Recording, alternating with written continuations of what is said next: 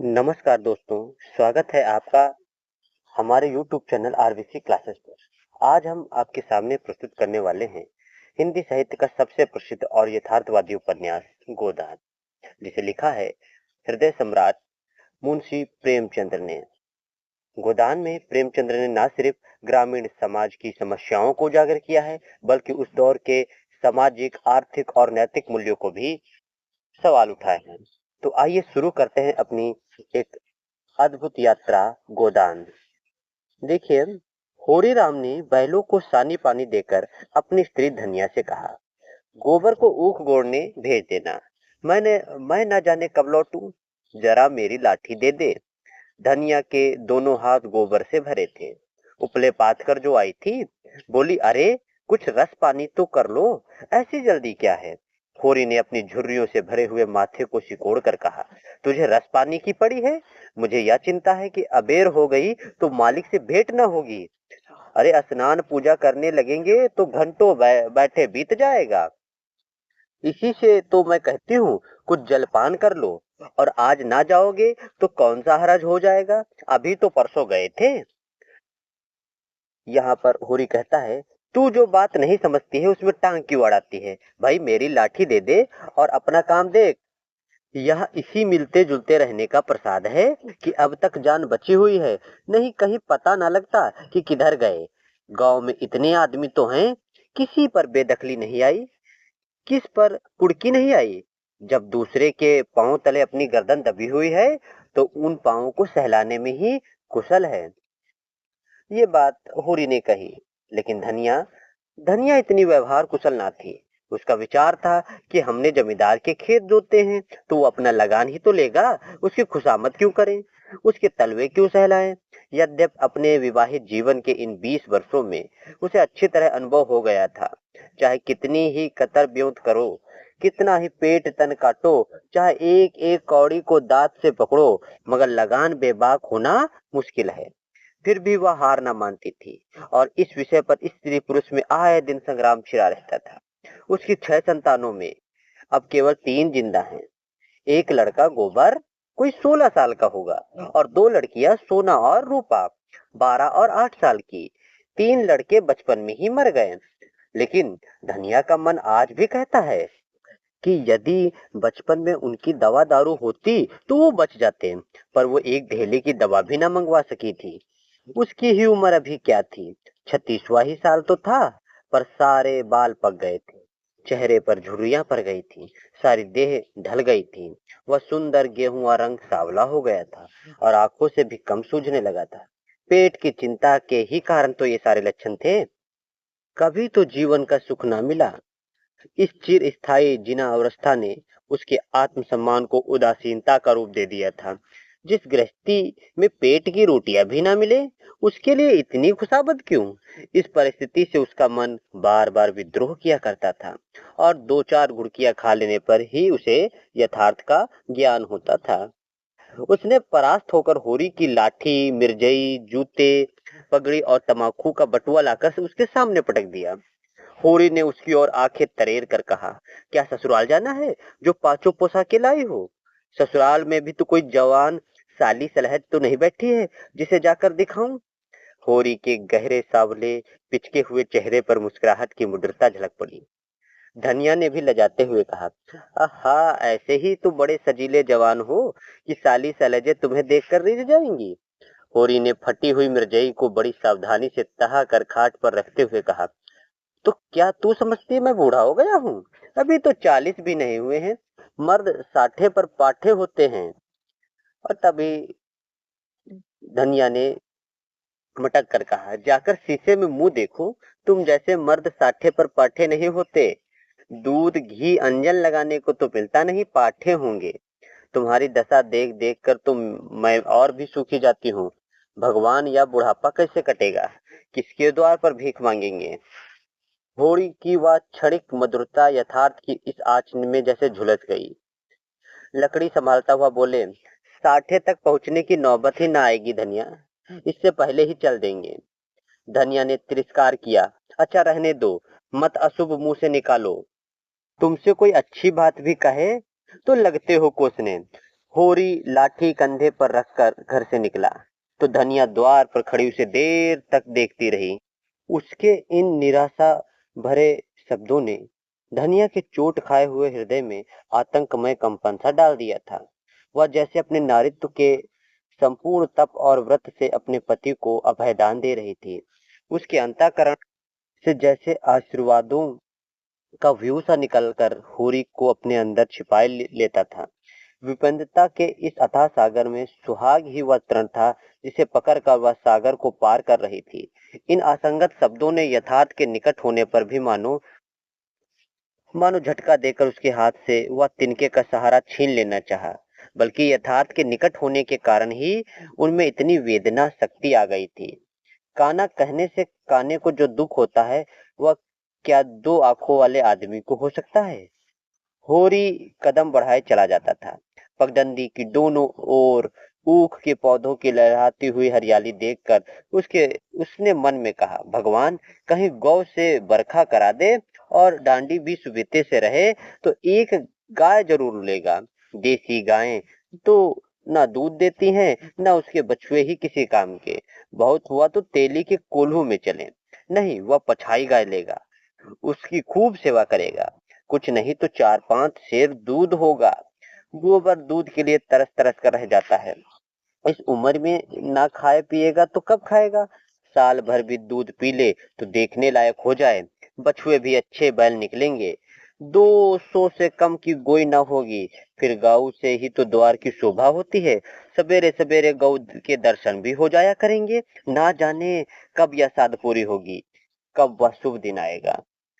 हर एक गृहस्थ की भांति होरी के मन में भी गौ की लालसा चिरकाल से संचित चली आ रही थी। यही उसके जीवन का सबसे बड़ा स्वप्न था, सबसे बड़ी साध थी। बैंक सूद से चयन करके या जमीन खरीदने या महल बनवाने की विशाल आकांक्षाएं उसके नन्हे से हृदय में कैसे समाती।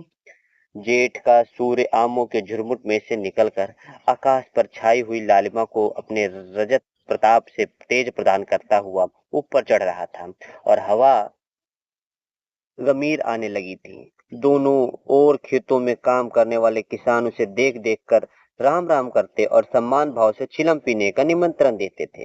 पर होरी को इतना अवकाश कहाँ था। उसके अंदर बैठी सम्मान लालसा ऐसा आदर पाकर उसके सूखे मुख पर गर्व की झलक पैदा कर रही थी। मालिकों से मिलते जुलते रहने का ही तो यह प्रसाद है कि सब उसका आदर करते हैं। नहीं उसे कौन पूछता। 5 बीघे के किसान की क्या बिसात है।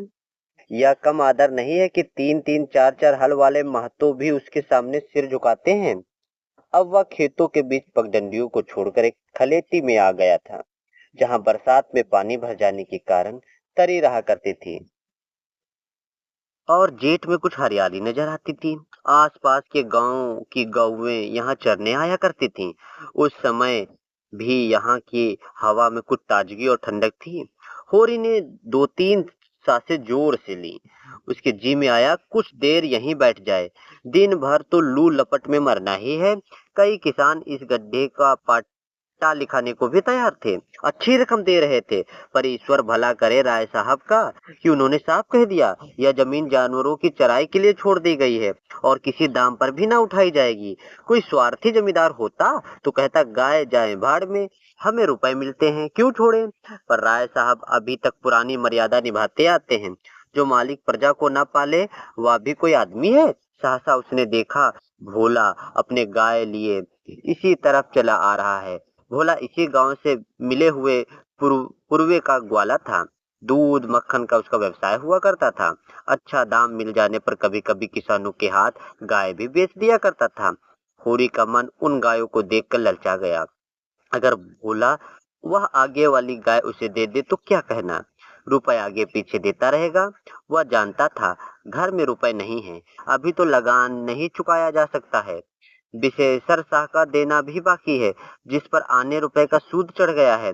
लेकिन दरिद्रता में जो एक प्रकार की दूरदर्शिता होती है वह निर्लजता जो तकाजे गाली और मार से भी भयभीत नहीं होती है, उसने उससे प्रोत्साहित किया।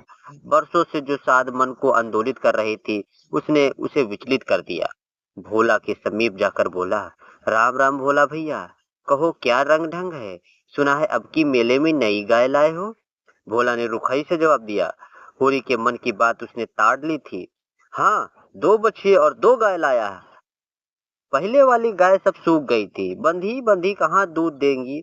होरी ने आने वाली गाय के पुट्ठे पर हाथ रखकर कहा, दुधारू मालूम होती है, कितने में ली? भोला ने शान जमाया। अब की बाजार बड़ी ही तेज थी महतो भैया, इसके 80 रुपए देने पड़े। आंखें निकल गईं। 30-30 रुपए तो दोनों कलोरों के लिए देने पड़े।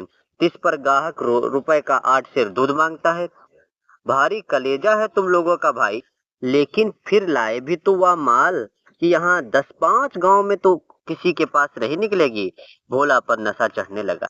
बोला, राय साहब इसके 100 रुपए देते थे, दोनों कलोरों के 50-50 रुपए, लेकिन हमने ना दिए। भगवान ने चाहा तो 100 रुपए इसी बयान में पीट लूंगा। इसमें क्या संदेह है भाई, मालिक क्या खा खेलेंगे? नजराने में मिल जाए तो भले ही ले ले। यह तुम्ही लोगों की गुदार है कि अंजलि भर रुपए तकदीर के भरोसे गिन देते हो। यही जी चाहता है कि इसके दर्शन करता रहूं। धन्य है तुम्हारा जीवन कि गायों को इतनी सेवा करते हो। हमें तो गाय का गोबर भी मसैया ना होता है। गृहस्थ के घर में अगर एक गाय ना हो तो कितनी लज्जा की बात है। साल के साल बीत जाते हैं, गोरस के दर्शन भी नहीं होते हैं। घरवाली बार बार कहती है, भोला भैया से क्यों नहीं कहते? मैं कह देता हूँ, कभी मिलेंगे तो कहूंगा। तुम्हारे स्वभाव से बड़ी प्रसन्न रहती है। कहती है, ऐसा मर्द ही नहीं देखा कि जब बातें करेंगे नीची आंखें करके, कभी सिर नहीं उठाते हैं। भोला पर जो नशा चढ़ रहा था उसे इस भरपूर प्याले ने और भी गहरा कर दिया। बोला, भला आदमी वही है जो दूसरों की बहू बेटी को अपनी बहू बेटी समझे। जो दुष्ट किसी महरिया की ओर ताके उसे गोली मार देनी चाहिए। या तुमने लाख रुपए की बात कह दी भैया। बस सज्जन वही जो दूसरों की आबरू को अपनी आबरू समझे। जिस तरह मर्द के मर जाने से औरत अनाथ हो जाती है, उसी तरह औरत के मर जाने से मर्द के हाथ पांव भी टूट जाते हैं। मेरा तो घर उजड़ गया महतो, कोई एक लोटा पानी देने वाला भी नहीं है। गत वर्ष भोला की स्त्री लू लग जाने से मर गई थी, यह होरी जानता था। लेकिन 50 बरस के खंखर भोला भीतर से इतना स्निग्ध है, वह ना जानता था। स्त्री की लालसा उसकी आंखों में सजल हो गई। होरी को आसन मिल गया। उसकी व्यवहारिक कृषक बुद्धि सजग हो गई। पुरानी मसल झूठी थोरो है, बिन घरनी घर भूट का डेरा। कहीं सगाई क्यों नहीं ठीक कर लेते? ताक में हूँ महतो, पर कोई जल्दी फंसता ही नहीं। 150 खर्च करने को भी तैयार हूँ, और लेकिन जैसी भगवान की इच्छा। अब मैं भी फिक्र में रहूंगा, भगवान चाहेंगे तो जल्दी घर बस जाएगा। बस यही समझ लो कि उबर जाऊंगा भैया। घर में खाने को भगवान का दिया बहुत है, 4 पसेरी रोज दूध हो जाता है, लेकिन किस काम का? तभी होरी कहता है, मेरे ससुराल में एक महरिया है, 3-4 साल हुए हैं।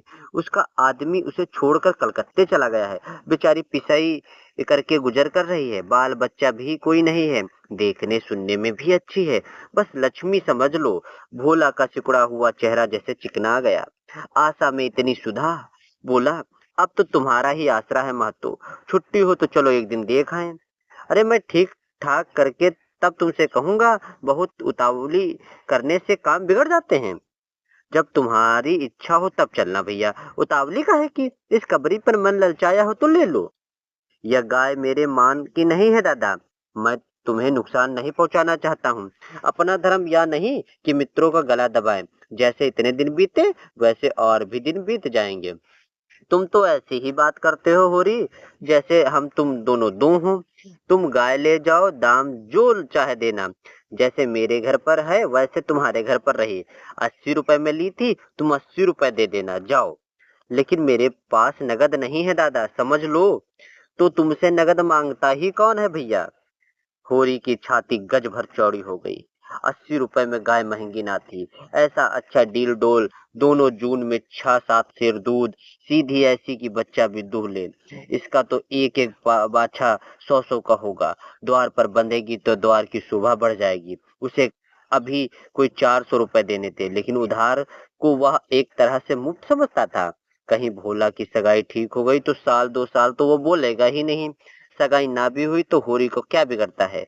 यही तो होगा, भोला बार बार तगादा करने आएगा, बिगड़ेगा, गालियां देगा। लेकिन होरी को इसकी ज्यादा शर्म न थी। इस व्यवहार का तो वो आदी हो चुका था। कृषक के जीवन का तो यह प्रसाद बन चुका था।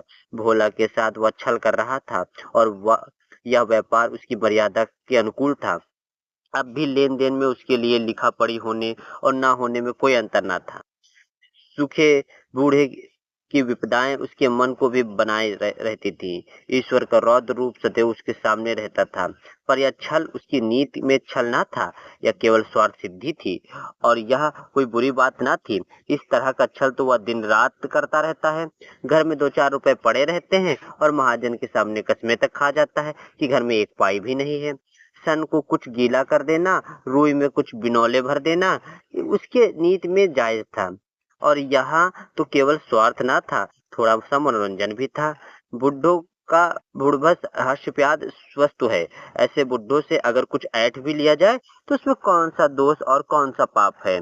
भोला ने गाय की पगैया होरी के हाथ में देते हुए कहा, ले जाओ महतो, तुम भी याद करोगे। ब्याहते ही 6 सेर दूध दूह लेना। चलो मैं तुम्हारे घर तक पहुंचा दूं।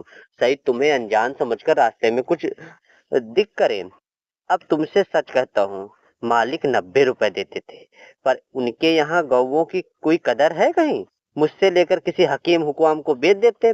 हकीमों को गौ की सेवा से क्या मतलब?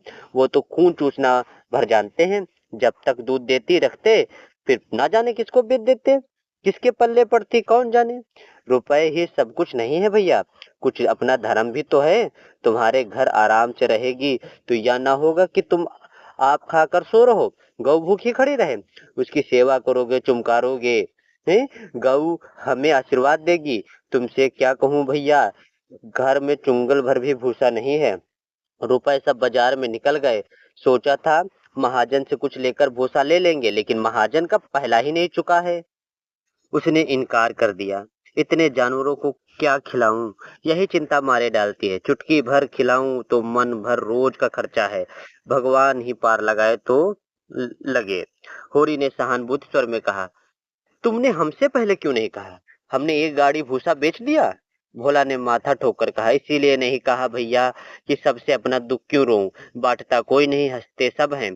जो गाय सूख गई हैं उनके गम नहीं, पत्ती सत्ती खिलाकर जिला लूंगा। लेकिन अब तो यह तो राती बिना ना रह सकती है। हो सके तो 10-20 रुपए भूसे के लिए दे दो।